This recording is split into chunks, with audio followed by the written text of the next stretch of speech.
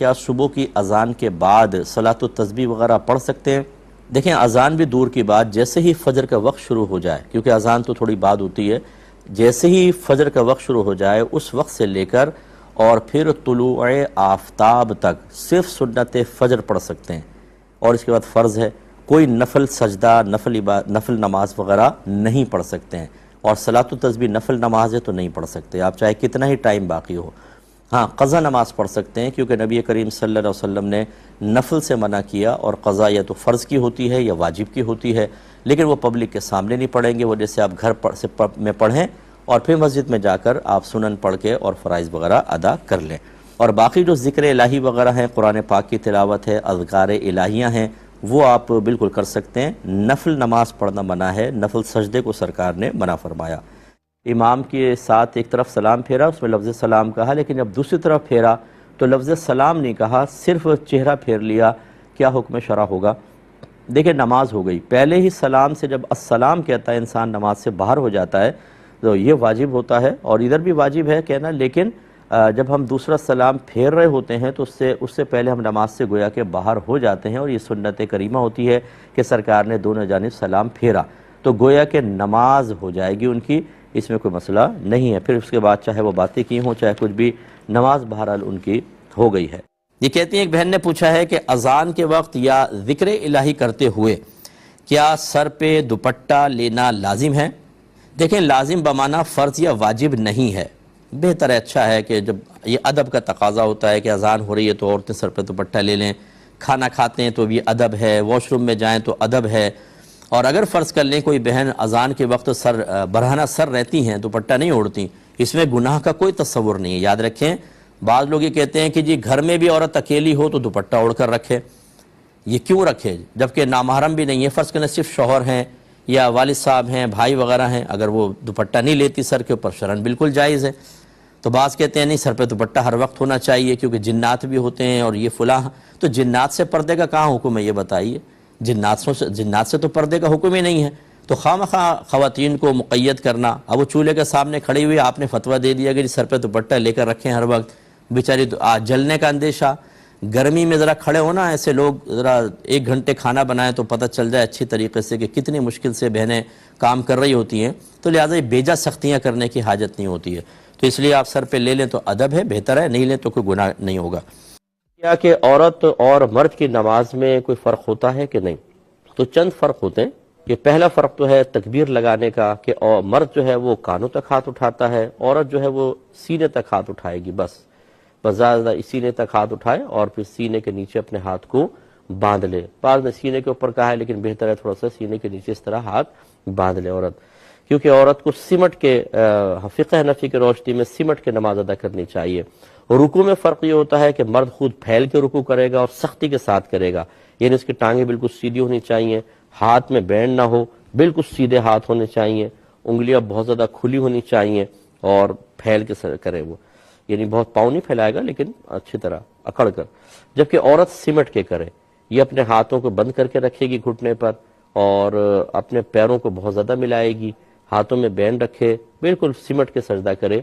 رکوع کرے۔ یہ تیسرا سجدے کے اندر فرق ہوتا ہے، مرد خوب پھیل کے سجدہ کرے گا، اس کے بازو پہلوؤں سے جدا ہونے چاہیے اور کلائیاں زمین سے اٹھی ہونی چاہیے، رانے پنڈلیوں سے جدا ہوں اور پیٹ رانوں سے جدا ہونا چاہیے خوب پھیل کر، اور 10 انگلیاں اس کی کھڑی ہونی چاہیے، یعنی اس طرح دونوں پنجے کھڑے ہوں، 10 انگلیاں مڑ جائیں اور اس طریقے سے یہ سجدہ کرے گا، جبکہ عورت کے لیے حکم یہ ہے کہ وہ سمٹ کے سجدہ کرے۔ مصنف ابن ابی شیبہ کی روایات موجود ہیں اور بہت ہی کم راوی درمیان میں ہیں، کئی صحابہ کرام سے منقول ہے کہ عورتوں کو پھیل کے سجدہ کرتے ہوئے دیکھا تو آواز لگائی، حضرت علی رضی اللہ تعالیٰ عنہ سے بھی منقول ہے کہ آپ نے فرمایا سمٹ کے سجدہ کرو، تو عورتوں کے لیے حکم یہ ہے، کوئی مانتا ہے ٹھیک، نہیں مانتا آپ اس سے بحث نہ کریں، ان کے پاس شاید اپنے دلائل ہوں گے، ورنہ آپ عورت کو مرد کی حیت میں سجدہ کرتے ہوئے دیکھ لیجئے، شرم و حیا بالکل نظر نہیں آئے گی، جبکہ ہمارا مذہب اسلام شرم و حیا کی تلقین کرتا ہے۔ پھیل کے سجدہ کرنا زیادہ سے زیادہ سنت ہوگا اور سنت ہے، اور سمٹنا اور عورت کو اپنا پردہ قائم رکھنا یہ قرآن و حدیث کی روشنی میں بہت زیادہ واجب رکھا گیا ہے، تو اس لیے صحابہ سے بھی جب ثابت ہے کہ انہوں نے عورتوں کو تلقین کی ہے تو عورت کے لیے حکم یہ ہوتا ہے کہ وہ سمٹ کے سجدہ کرے۔ اس کی کلائیاں اگر زمین پہ بچھ بھی جائیں تو یہ وہ مردوں کے لیے حکم ہے، عورت کے لیے نہیں۔ اسی طرح اپنے جسم کو سمیٹ کر رکھے، اپنے دونوں پیروں کو ایک طرف نکال کر وہ بیٹھے اور پھر اس طریقے سے سمٹ کے سجدہ کرے گی۔ اسی طرح اتحیات میں مرد الٹے پیر پہ بیٹھے گا اور سیدھا پنجہ کھڑا رکھے گا، جبکہ عورت جو ہے وہ دونوں پیر ایک طرف نکال کر بیٹھے گی اور پھر وہ سمٹ کے اپنا اتحیات وغیرہ پڑھے گی، تشہد پڑھے گی۔ آپ غور کر لیجئے گا، ایک عورت پھیل کے بالکل مردوں کی طرح نماز پڑھ رہی ہو اور ایک اس طریقے سے نماز پڑھ رہی ہو، آپ دیکھیں گے کہ شرم و حیا اس عورت میں زیادہ نظر آئے گی، اس میں کم نظر آئے گی۔ تو یاد رکھیں کہ ویسے تو شرعی احکام جو نبی کریم صلی اللہ علیہ وسلم بیان فرماتے ہیں وہ مرد عورت دونوں کے لیے ہوتے ہیں، لیکن جب خود صحابہ کرام علیہم رضوان بعض احکام میں عورتوں کا استثناء فرما دیں تو پھر اس میں فرق پیدا ہو جاتا ہے اور فرق کرنا ہوتا ہے۔ تو اس لیے جو آپ کو بتایا اس پر عمل پیرا ہونا چاہیے۔ ایک بھائی نے فرمایا کہ طلوع آفتاب ہو چکا تھا لیکن وقت کی تعیین نہ رہی ذہن میں اور نماز فجر ادا کر لی، بعد میں پتہ چلا سورج تو نکل آیا تھا، یہ نماز ہو گئی کہ نہیں ہو گئی؟ دیکھیں نماز فجر نہیں ہوئی، اور دیگر نمازوں کے اندر تو یہ ایک مطلب ہمیں آسانی حاصل ہے، جیسے ظہر کی نماز میں آپ نے ظہر کے وقت میں تکبیر لگائی لیکن اسی دوران عصر کا وقت شروع ہو گیا، یہ نماز ہو جائے گی۔ اسی طرح عصر ہے، مغرب ہے، عشاء ہے، لیکن فجر کے بعد چونکہ کسی کامل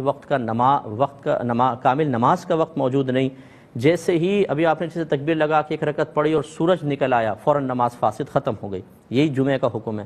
تو اس لیے یہ نماز نہیں ہوئی۔ باقی یہ کہنا کہ یہ وقت کی تعیین نہیں ہوئی، بھائی آپ اپنے پاس کیلنڈر رکھیے، آج کل موبائل پر ایسے ایپ آرام سے ڈاؤن لوڈ ہو سکتے ہیں کہ جن سے آپ نماز کا وقت مخصوص جان سکتے ہیں، اور گھڑیاں سب کچھ موجود ہیں۔ تو یہ اب فی ضمانت اس قسم کے آزار جو ہیں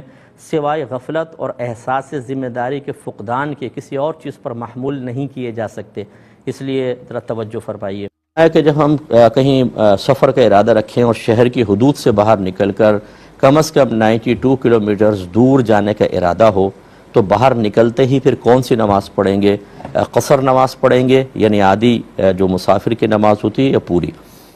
دیکھیں اگر تو آپ کا شہر کی حدود سے آپ باہر نکل گئے اور 92 کلومیٹرز دور جانے کا مستقل ارادہ ہو، لگاتار بیچ میں کہیں رکنے کا ارادہ نہ ہو، تو جیسے ہی آپ باہر نکلیں گے شرعی مسافر ہو گئے،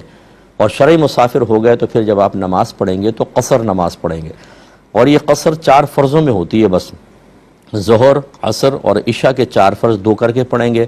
باقی تمام سنن، نوافل اور دیگر نمازوں کے فرائض جیسے فجر کے 2 ہیں، مغرب کے 3، وہ پورے ہی پڑھے جائیں گے۔ اگر ٹائم ہے تو پھر سنن نوافل پڑھ لیں، اگر ٹائم نہیں ہے تو مسافر راستے میں سنن نوافل وغیرہ چھوڑ سکتا ہے۔ ایک یہ کہتے ہیں کہ وضو سے قبل کیا بسم اللہ الرحمن الرحیم پڑھنا ضروری ہے؟ تو ضروری بمعنی فرض یا واجب نہیں ہے، یہ سنت مبارکہ ہے۔ نبی کریم صلی اللہ علیہ وسلم نے ارشاد فرمایا جس نے بغیر بسم اللہ کے وضو کیا اس کے اتنے ہی اعضاء پاک ہوں گے جتنے پر پانی گزرا، اور جس نے بسم اللہ پڑھ کر وضو کیا تو اللہ تعالیٰ اس کے پورے بدن کو پاک و صاف فرما دیتا ہے۔ اب یہ پاک و صاف گناہوں سے پاکی بھی ہو سکتی ہے اور نجاست سے اور آلودگی سے پاکی بھی مراد لی جا سکتی ہے۔ دکان میں گاہوں کے رش کی وجہ سے جماعت چھوڑ سکتے ہیں یا باری باری نماز پڑھ سکتے ہیں اگر ملازم زیادہ ہوں؟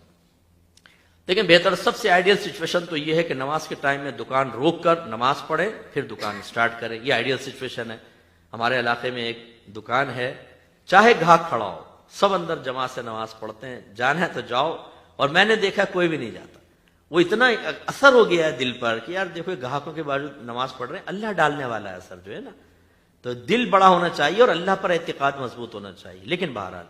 اب اگر فرض کر لیں گاہکوں کے جانے کا اندیشہ ہو تو یوں کر لیں کہ 2 کر کے نماز پڑھ لے اور 1-2 آدمی جو ان کو ڈیل کر لے، یہ اس کی گنجائش بالکل نکلے گی۔ قرآن پاک کی تلاوت کر رہے ہیں، اگر ہم سورہ فاتحہ پڑھتے ہیں تو کیا تب بھی آمین پڑھنا لازم ہے جیسے نماز میں؟ تو ایک تو یہ تصحیح کر لیجئے کہ یہ لازم نہیں ہوتا۔ لازم جب ہم لفظ کہتے ہیں نا تو اس کا مراد فرض یا واجب ہوتا ہے، تو یہ لازم نہیں ہوتا، یہ تو سنت کریمہ ہے۔ اگر آپ نماز میں جان بوجھ کر آمین چھوڑ دیں تو ثواب میں کمی تو آئے گی لیکن نماز پہ کوئی فرق نہیں پڑے گا۔ تو پہلی بات تو یہ کہ لازم نہیں ہے۔ دوسری بات یہ ہے کہ دونوں جگہ آپ پڑھ سکتے ہیں، کیونکہ سورہ فاتحہ جو ہے وہ دعاؤں پر مشتمل ہے اور نبی کریم صلی اللہ علیہ وسلم نے اس کے بعد آمین فرمایا، تو سنت کی نیت سے آمین کہہ سکتے ہیں. یہ تھوڑا سا درمیان میں وقفہ ہوگا، اور ویسے بھی ہو جاتا ہے ایک سورت پڑھ کر پھر آپ وقفہ کر کے بسم اللہ الرحمن الرحیم پڑھ کر اگلی سورت شروع کرتے ہیں، تو بیچ میں آمین کہہ دینے میں کوئی مسئلہ نہیں ہے.